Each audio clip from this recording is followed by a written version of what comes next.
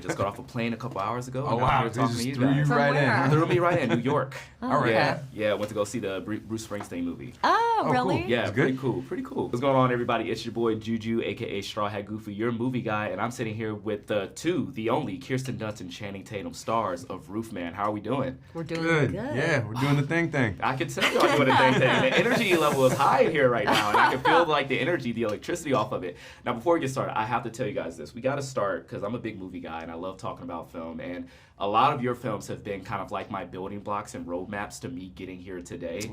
Like Kirsten, I think I've told you this at the Oscars a few years ago before. Spider-Man 2 left such a big imprint on me. I told this to Toby, Alfred, and Sam. I'm telling you right now, that last scene just made a big mark on me. But I've been rocking with you since like Small Soldiers and Jumanji days. So. Oh, yeah. Now my kids are rocking with those. Hey, I'm glad they're rocking with you. You got to put them in on that. Yeah. Channing, I've been rocking with you since Coach Carter, bro. Oh, wow. Coach Carter, the OG. The OG, I was the token bro. white boy in that movie, man. Yo, you was getting it, though. You was getting there. You was rapping. I still say the rap to this day. Oh, my God. I don't even know the rap. That's Bro, crazy. Kenya's got these thongs, but Oh, my God. but she's got these thongs. Like, bro, Oh, my I used to God, say the dude, raps that's all the time. horrible. So Oh, my I Lord. appreciate you guys for the work you guys have put in over the years and like just making those imprints on me and getting me to be the movie guy to this day. So thank you for that. Oh, You're welcome, Thank man. you. Thank you. No, Thank no you. problem. Now, I gotta know, because like as actors, like we get roadmaps through movies as audiences all the time, but I'm very curious as actors in your careers, what are some movies that you feel were kind of like building blocks and landmark moments for your careers that created the roadmaps to now? I mean, look, Coach Carter was definitely like it was my first movie was Havoc, which like so many people, I met Joseph Gordon-Levitt, Anne Hathaway on that movie, Mike Vogel, and Joseph Gordon-Levitt was actually like a huge help for me. He was a bit of a mentor like in the early part of my career, and like he talked to me a lot about like his process of, because I kind of did all my like real acting or learning or my like lessons on set. I got lucky enough to get jobs before I really even knew what I was doing at all.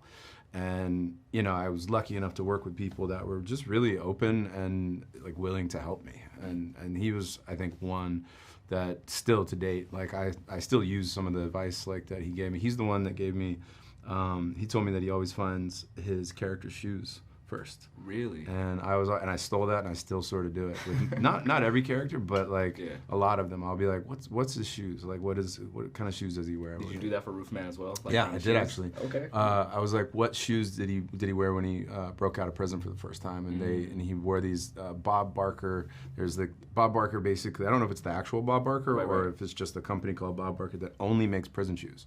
Like you can't buy them as a civilian or whatever. You can't find them at Ross. Yeah, no, but these are the worst, the most uncomfortable boots that you've ever wore in your entire life. They're torturing themselves. But that, and then I don't know. I think God to Recognize Your Saints was probably my other. Oh, like, I sort love of that movie, by the building way. block. Oh my God, you and Shia LaBeouf in that movie are just electric in that thing. Thanks, man. Oh my gosh. I think working with Sophia at a young age was really good for me at 16 with Virgin Suicides, because kind of set up the idea of myself kind of a little bit in what people expected of me, and because she liked me the way I was and I looked up to her, I kind of didn't have to go through like a lot of the stuff and insecurities because I thought Sophia was so cool and she liked me, so I was like, well, if the cool girl likes me, then I'm not fixing my teeth, and I don't care what you say about that. Right? Like, it just naturally was like, yeah, it gave me something. And also, I think I had done Little Women with a female director too, but I think doing this stuff young, like female, male director, that whole thing was never a thing for me. Yeah. Well, I gotta say, it's hard not to like you. So, like, you know, it's validation, but I think that you would have gotten there either way. So. Well, I didn't fall for the pressures of stuff. You know what I mean? Yeah, of certain, like, I didn't want to be like a Hollywood blonde, certain aesthetic, or like fix my teeth, or you know. Yeah, then I look at your career now, like you have such variation in many different roles, and like you see a lot of like actors who started at your age either just go so far in one direction or they keep doing the same thing. So to see you do all these different things has kind of been like very eye-opening for me as an audience to see like that's what you can do when you start from here and now you're here, right? That's really cool. Thanks. Yeah. Of course. This is a big glazing session, as the kids would say. You know this I one. like Amazing. I like glaze. I'm down with a glaze. Glaze Okay, us. for sure. All right, I got you. I like the I got you all day, all day. I love that. So to bring it back to Roofman, Yeah. something that I find we've seen true stories before, but I kind of done like a big deep dive on like the main character or the main person, and like for people who have done that as well, they know where the story ends, they know where it goes. So I want to know, for you as actors, how do you kind of like find new dimensions to this story? Like, what are you chasing when it comes to telling these new dimensions of these people? Honesty, always being present with someone. I mean, I feel like both of us, I did a lot of work before, so I can feel like I don't have any questions when I get there. Like, I know where I'm coming from. So just to be, especially with Derek, he creates a really,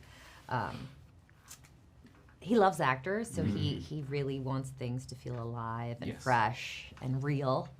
And I love that. So you want, just. I think finding like I think tone is always, it's the magic in movies. You know, if especially say if you have like a template of like what actually happened in real life. So it starts with this and it ends with this. You know how the movie ends basically almost. So you're kind of watching a slow car crash, but you want to know what ride are you going on along the way. Derek talks a lot about like he didn't know if this was going to be Taxi Driver or just a different movie completely, or was it going to be a wild like Catch Me If You Can sort of a thing.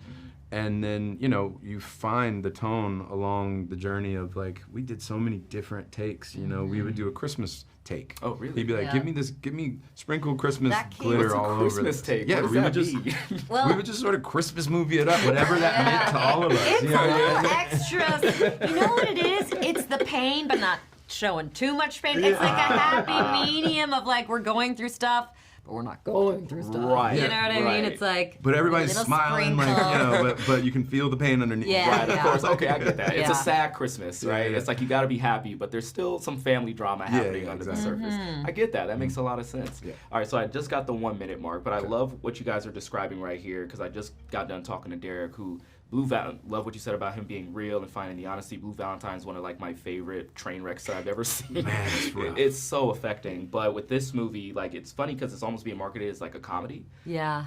But you could tell like he has some of the same, he has the same cinematographer as Blue Valentine's. You can still see that dramedy aspect of it. And so he said that during the time like that story was being kind of like publicized, a lot of people latched on to the villain side, right? And there's like judgment, and he wanted to tackle the grace side of it.